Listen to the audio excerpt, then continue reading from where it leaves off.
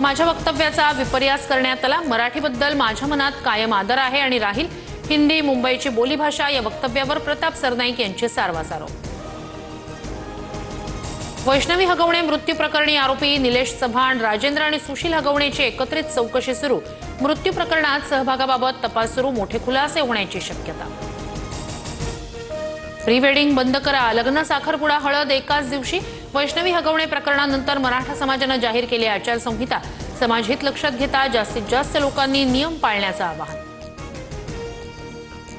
नाशिकमधील बैठकीत कुंभमेळ्याच्या शाही स्नानाच्या संभाव्य तारखा ठरल्या।